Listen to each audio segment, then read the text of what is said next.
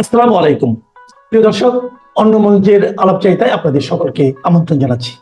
Doctor ইউনূসের ক্ষমতা দখল হলো জঙ্গিদের সহায়তায়। আজকে তাদের অত্যাচার শুধু আওয়ামী লীগ না, এখন তোমরা দেখতে পাচ্ছ যে আওয়ামী লীগের উপরে তো অত্যাচার করেছেই। এদের হাতে আওয়ামী লীগের অগণিত হাজার হাজার নেতাকর্মী, এই পর্যন্ত আমরা অনেক নাম আমরা পেয়ে গেছি। কিন্তু যে অত্যাচার এরা এই বিএনপি জামাত আমাদের উপরে করলো, ওই অত্যাচার যদি 2009 সরকার গঠন করে আমরা করতাম, ওদের অস্তিত্ব খুঁজে পাওয়া যেত না। আর আজকে তাদের অত্যাচার শুধু আওয়ামী লীগ না, এখন তোমরা দেখতে পাচ্ছ যে আওয়ামী লীগের উপরে তো অত্যাচার করেছেই।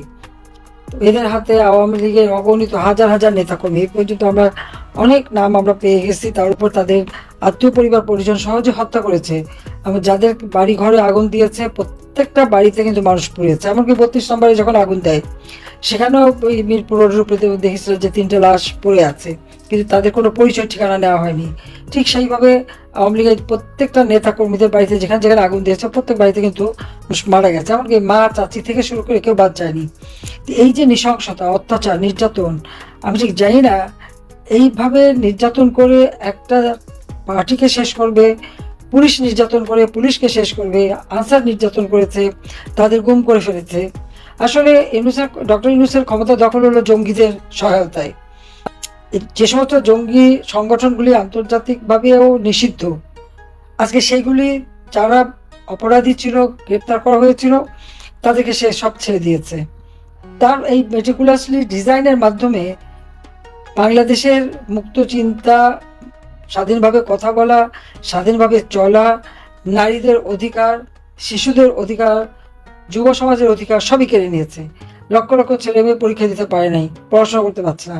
শিক্ষকদের অপমান করা, আমরা এটা জীবনে তো কখনো দেখিনি এইভাবে শিক্ষকদের অপমান করতে পারে। সে ইউনিভার্সিটি, স্কুল, কলেজ সব জায়গায় শিক্ষকদের উপরে হামলা, অত্যাচার, জোর করে তাদের পদত্যাগ করানো। সেই সাথে আমাদের আইনজীবী, আজকে কোনো মামলায় কোনো কোর্টে কেউ দাঁড়াতে পারবে না। একই দিনে 93 জন আইনজীবীকে গ্রেপ্তার। এটা বাংলাদেশে কবে ঘটেছে? ডক্টর ইউনূসের আমলে। অথচ বাইরে যে বলবে সব ঠিক আছে, তার সময় নাকি সবাই কথা বলতে পারবে, হ্যাঁ আমার সমালোচনা করেন, কিন্তু যে সমালোচনা করবে সাথে সাথে তার গুন্ডা বাহিনী যে তাকে মারধর করবে, অত্যাচার করবে, নির্যাতন করবে, ঘর বাড়ি পোড়াবে, জ্বালাবে পড়বে। আজকে এখানে যে ঘটনাগুলো আমরা শুনলাম, আজকে চাইনিজ কুড়াল, চাপাতি এইসব দিয়ে কুপিয়ে কুপিয়ে কুপিয়ে মারা, ছোট 6 বছরের বাচ্চা, তার দুটো হাত মুচড়া ভেঙে দিয়ে দিল। বৃদ্ধ বাবা, তাকে পিছমোড়া দিয়ে বাঁধা, তার বাথানের গরুগুলি কেড়ে নিয়ে গেছে, ঘরের সব জিনিস লুট করেছে, লুট করে আবার আগুন দিয়ে পুড়িয়ে দিয়েছে। আর পরিবারগুলি আজকে কোথায় যাবে? তুমি দেখো, একটার পর একটা যে নির্যাতন। এই যে সাকিরের পাটা কেটে ফেলে দিয়েছে, এরা কত বড় কসাই যে এইভাবে একটা মানুষ, জীবন্ত মানুষের পাটা কেটে বিচ্ছিন্ন করে দিয়ে গেল। তাদের মধ্যে কোনো নাই, বিকার নাই। আমি জানি না এরা সুস্থ নাকি, সেটা আমার তো প্রশ্ন, নাকি ইউনূস নিজেই সুস্থ কিনা সেটা এখন আমার সন্দেহ। তারপর এই যে সুজন রে যেভাবে তার নির্যাতন, এবং তার স্ত্রীর কাছ থেকে শুনলাম তার পরিবারের উপর, বাচ্চাদের উপরে, শিশুদের উপরে জুলুম করে যাচ্ছে, বয়স্ক বিধবা, বয়স্ক মা বাবা, তাদের উপরে অত্যাচার, নির্যাতন। মানে এটা অপরাধ কি আওয়ামী লীগ করে, তো আওয়ামী লীগ করবে না কি করবে? আরে আওয়ামী লীগ ছিল বলেই তো দেশটা স্বাধীন হয়েছে।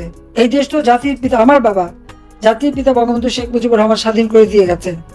আর এই স্বাধীনতা সংগ্রামে আওয়ামী লীগ অগ্রণী ভূমিকা পালন করেছে। এদেশের ভাষা আন্দোলন, এদেশের স্বাধীনতা, দেশের উন্নয়ন, স্বল্পোন্নত দেশ জাতির পিতা করে গিয়েছিলেন, তারই পদাঙ্ক অনুসরণ করে আমি বাংলাদেশকে উন্নয়নশীল দেশের মর্যাদায় উন্নীত করেছি।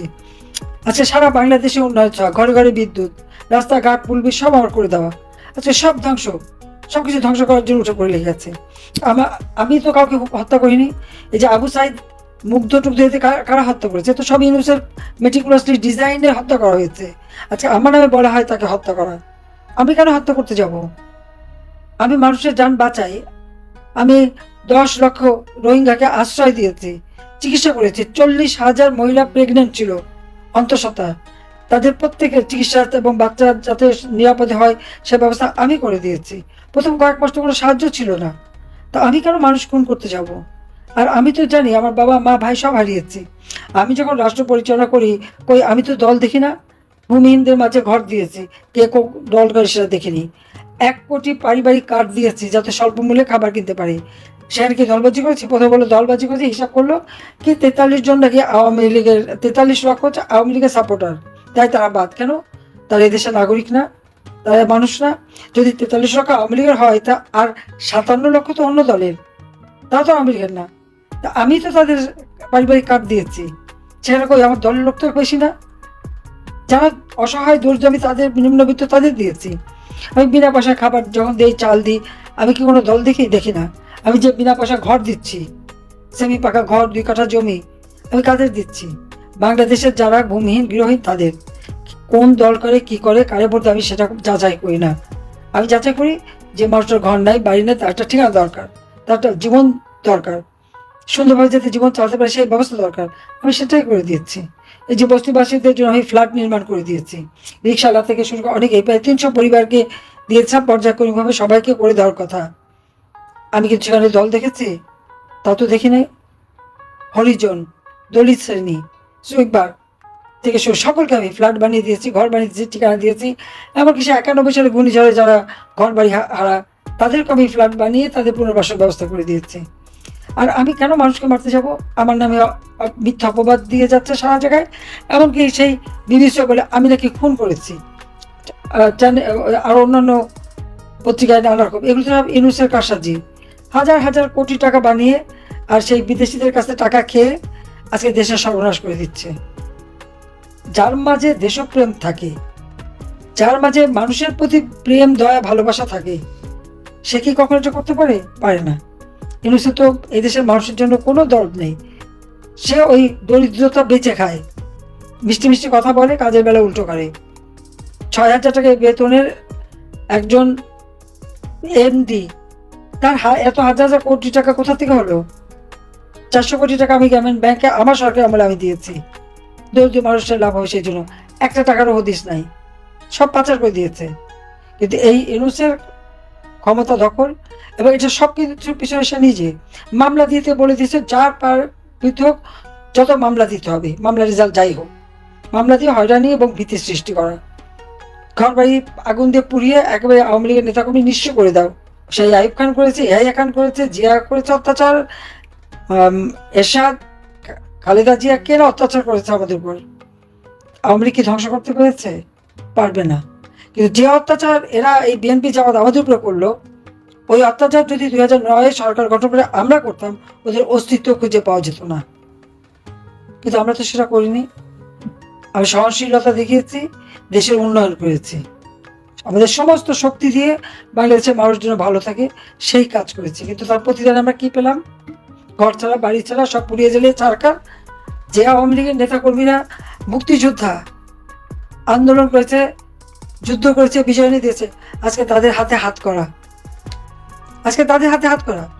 যে মুক্তিযোদ্ধারা জীবন বাজি রেখে যুদ্ধ করে দেশ স্বাধীন করেছে, আজকে তাদের গলায় জুতার মালা। আর পাকিস্তানি হানাদার বাহিনী দোসর শত শত নারীকে ক্যাম্পে দিয়ে দিয়েছে, শত শত যুবকদের গুলি করে হত্যা করেছে, পাকিস্তানি হানাদার বাহিনীর সাথে হাত মিলিয়ে গ্রামের পর গ্রাম জ্বালিয়ে দিয়েছে, আজকে তার গলায় ফুলের মালা। এরা কারা? এরা বাংলাদেশের স্বাধীনতা বিশ্বাস করে না। আল্লাহ যদি দিন দেয়, জাহাজে করে সব গৃহে ওই আরব সাগরে করাচিতে পৌঁছে দেবো, যে থাক তোরা ওইখানে। তারাও নেবে না, এই ভেজাল জিনিস, ঝামেলার জিনিসকে তারাও নেবে কিনা সন্দেহ।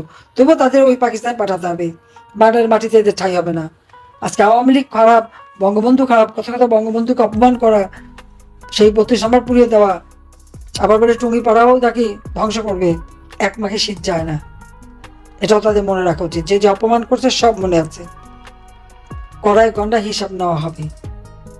আর এক দুর্নীতিবাজ বসে, দুর্নীতি দমন কমিশনের চেয়ারম্যান, ছেলে মেয়ে সবাইকে উত্ত্যক্ত করে ছাড়ছে, মিথ্যা অপবাদ দিচ্ছে। আর তার নিচের যে কত দুর্নীতির হিসাব, সে বিমানের কত টাকা মেরে আসছে, সব হিসাব আছে। এগুলো সমস্ত প্রচার করা হবে। এবং যার বিরুদ্ধে দুর্নীতি মামলা, সেই আজকে দুর্নীতি দমন কমিশনের চেয়ারম্যান। কি দুর্ভোগ আমাদের দেশে। আর যারা যুদ্ধাপরাধীদের ডিফেন্সে ছিল, তারা এখন আইসিসিতে আমাদের বিচার করে। আমি জানি না এরা কিভাবে দেশটাকে নিয়ে যাবে, আজকে কোথায় নিয়ে গেছে ডক্টর ইউনূস দেশটাকে। একবার ভেবে দেখো, আওয়ামী লীগ দেশ স্বাধীন করেছে বলেই না তো আসিস, সেটা ভুলে যাস কেন? যে বাবারে অপমান করো, সেই বাবাই তো দেশটা স্বাধীন করে দিয়ে গেছে, বাংলাদেশ নামটাও তার দেওয়া। কতদিন এটা সহ্য করা যায়? এটা সহ্য করা যায় না। তবে বিএনপি জামাতের অবস্থা, বিএনপি এখন চাঁদাবাজি করতে করতে নিজের দলের লোকদের কাছ থেকে চাঁদা দেয় নাই দেখে রাস্তায় ফেলে তাকে পাথর দিয়ে আর ইট দিয়ে পিটে পিটে মারা। অপরাধ করতে করতে অপরাধ কোন পর্যায়ে গেছে যে নিজের দলের লোকেও তারা ছাড়ে না, এক ঘরে ঢুকে নারী নির্যাতন করে, মেয়েদের কিভাবে উলঙ্গ করে সেই ছবি দেখায়। ওদের ঘরে মা বাপ নাই, ওদের ঘরে বউ নাই, মেয়ে নাই, বাচ্চা নেই, তা একবার চিন্তা করে না? এই ঘটনা যদি তার পরিবারের সাথে হয় কি করবে? ছেলেকে পায়নি, মাকে ধরে মারা। স্বামীকে পেল না কেন? মাত্র 6 মাসের বাচ্চা সহ জেলখানায়, মাকে নিয়ে জেলখানায় রেখে দিয়েছে, জামিনটা পর্যন্ত ঠিক মতো দেয় না। আর চাঁদাবাজি, দুর্নীতি, সেটাই তো তাদের নীতি। আর অন্যের জিনিস লুট করে বাড়িতে নেওয়া, ওই লুটের মাল কার বাড়িতে কোথায় আছে সব হিসাব নেওয়া হবে। কারণ সাধারণ মানুষ তো দেখতেছে কার কোথায়, ওই সাধারণ মানুষই হিসাব নেবে, সব খুঁজে বের করবে। আমাদের তো সব কিছু আমরা হারিয়েছি, হারাবারও কিছু নাই, পাওয়ারও কিছু নাই। তবে যে অন্যায় অবিচার বাংলাদেশের মানুষের উপর চলছে তার সুব্যবস্থা আমরা করবো এবং এর বিচার ইনশাল্লাহ করবো। সেই জন্যই তো আল্লাহ বাঁচিয়ে দেয় বারবার। আল্লাহ প্রত্যেকবার বাঁচায় আর প্রত্যেকবার আমার হাত থেকে একটা কাজ করায়। এবারও এই কাজটাই আমাকে করাবে, সেই জন্য আমাকে বাঁচিয়ে রেখেছে। কাজে যারা আজকে স্বজন হারিয়ে এখানে আসছেন, যারা আজকে নির্যাতিত হয়েছেন, ধৈর্য ধরেন, ইনশাল্লাহ দিন ফিরবে। এতদিন এইরকম অত্যাচার এগুলি আল্লাহ সহ্য করবে না। আজকে সারা বিশ্বের কাছে বাংলাদেশকে একটা জঙ্গি রাষ্ট্রে পরিণত করছে এই জঙ্গি ইউনূস। সন্ত্রাস, জঙ্গি সব ছেড়ে দিয়ে আওয়ামী লীগের নেতাকর্মীদের নিয়ে জেলখানায়, আর তাদেরকে হাত করা পড়ায় তারা থানায় আনে। অপমানের একটা সীমা থাকে, এই অপমান কেউ ভুলবে না, এটা তাদের মনে রাখা উচিত। তো সবাই ভালো থাকেন, সুস্থ থাকেন, এর বিচার ইনশাল্লাহ হবে, দিন ফিরবে, সেদিন বেশি দূরে না। খোদা হাফিজ। জয় বাংলা, জয় বঙ্গবন্ধু, বাংলাদেশ চিরজীবী হোক।